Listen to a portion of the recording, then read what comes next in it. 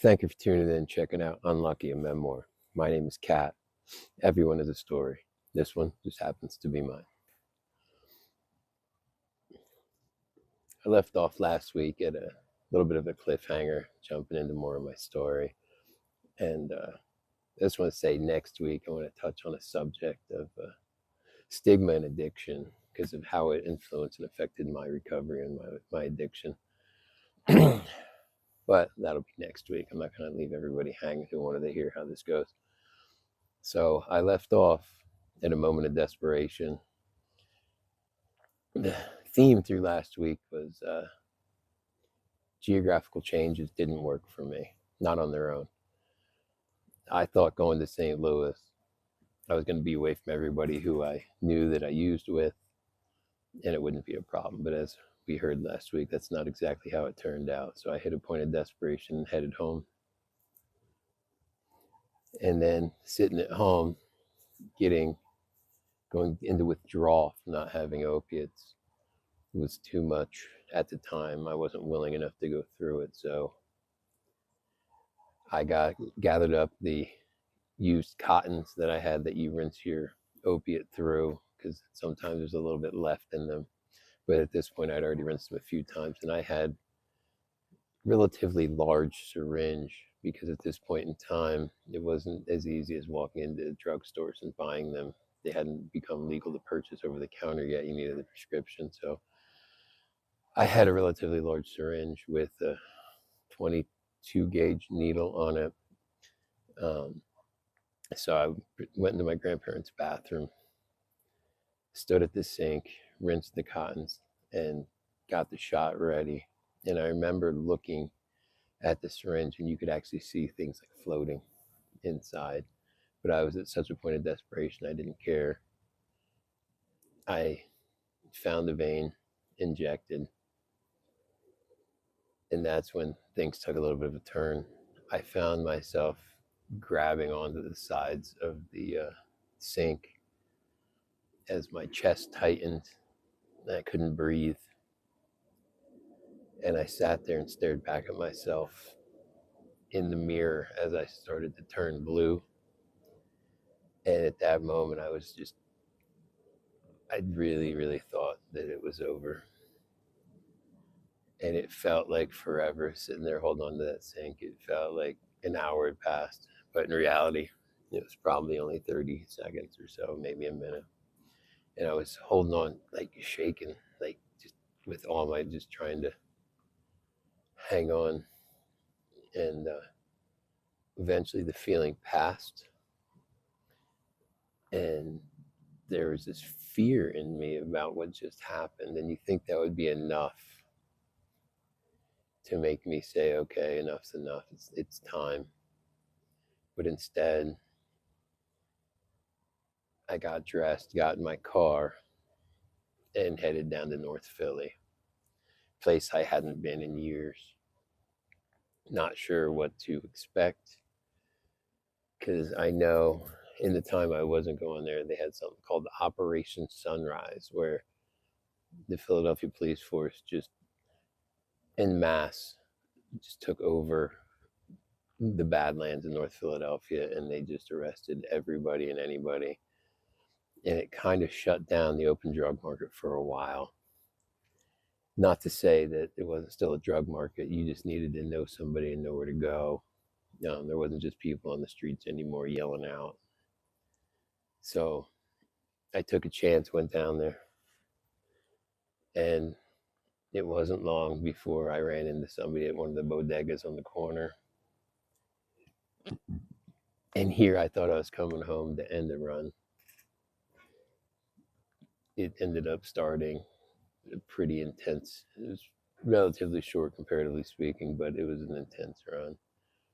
I found myself driving to Philly on a daily basis. I had sold anything I had brought home with me, and then that returned me to stealing when I couldn't. And at this point, I had all my tattoo equipment.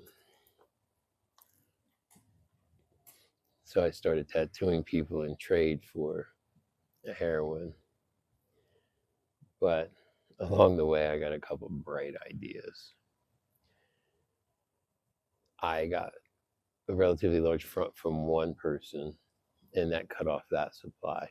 And when that happened, it gave me the idea that I'm going to go one last time to my main connect, and I'm just going to rip them off, and that'll mean I can never go back down there and cop anymore. And that'll force me to get clean. I had come back from St. Louis with a bunch of fireworks and other stuff.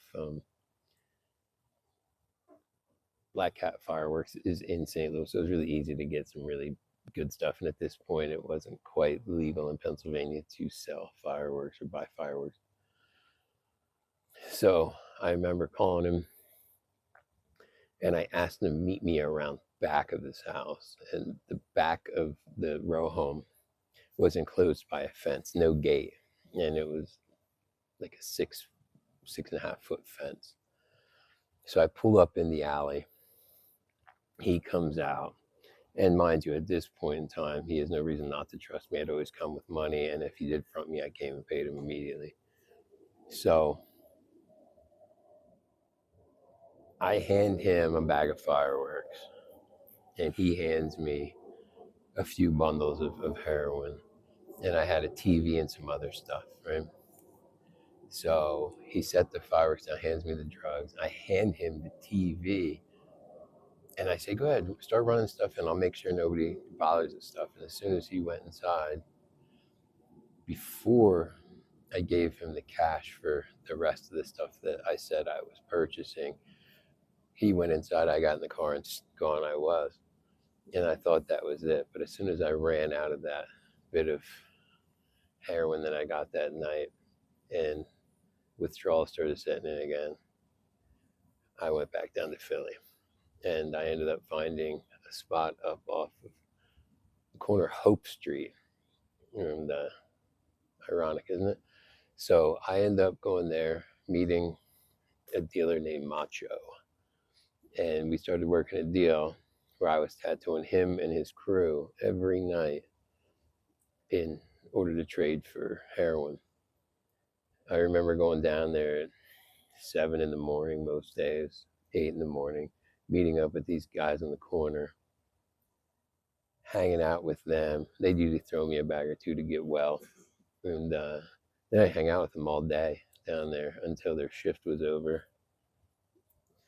And then we proceed to whoever's house, basement, and start tattooing. And this went on for a while, to the point where they started owing me stuff because they couldn't afford to pay for the pieces they were getting completely. But like I said, it was an intense but short run. I remember sitting at my grandparents' house when I wasn't in Philly, just wondering what I was doing and why I was doing it, and realizing that this isn't how I see my life going. And I hadn't hit the point of absolute hopelessness where I didn't think I could change it. I knew I could change it at that point. I wasn't that far gone. So I made a decision that I was going to get into treatment. And this might have been the first time in my life that I made this decision completely on my own. Not with the courts, not with probation hanging over my head, not with family members finding out I was using it and telling me I needed to do something more else. So I went to the intake facility in Allentown, the Eye Valley Drug and Alcohol Intake. Went in there, filled out the paperwork. They made a bunch of phone calls, and I remember there was 2 places that had beds open and available. So I told them I was going outside to smoke a cigarette while I was waiting for one of them to call back and tell me if I could had a bed or not. And I went and did the last of the dope that I had on me. And while I was out there, of course, they called. So I went back in, they called and called them back. And I remember them saying that, yeah, there's a bed. And we can send a van to come pick you up unless you can get down here on your own. And that didn't mean drive yourself down here. Treatment centers don't like you to have your own vehicle. So, but I said, yeah, I'll get down there because I knew what I wanted to do. So I went home, told my grandmother, who immediately started crying, but I don't think it was out of sadness. I think it was out of relief. And got what I needed, got in my car, and headed down towards Eagleville, Pennsylvania. It's a detox. It used to be a tuberculosis hospital, now it's detox in Eagleville, Pennsylvania. Because I knew I wanted to drive myself because I could swing through Philly on the way and get some of the dope they owed me. I did. Got high in the parking lot, went in, checked myself in. And this was going to be the first methadone detox that I had tried. I'd been on methadone before, but that didn't go so well. I was incarcerated and detoxed from it in there. And I kind of remember what that was like, so this scared me. I remember asking the nurse, I said, how bad is it? And she says, well, there's one of two ways you can do this. The first one is you can be up here at the desk every 5 minutes asking me for meds that I'm not going to give you anyway, or you can suck it up and be a man. I chose the latter, and I only think took the methadone for about 3 days, and then I refused the last 2 days of doses. And I remember leaving that facility with this desperation and hunger to stay clean that I drove from there and went right on 76, where I could either go straight into Philly or the northeast extension back towards the Lehigh Valley. And I had to fight the steering wheel the whole way because I knew they still owed me drugs in Philly that I could go grab. Instead, I drove door to door from that facility to the outside of a meeting, a place that held NA meetings every night of the week, and I knew they did.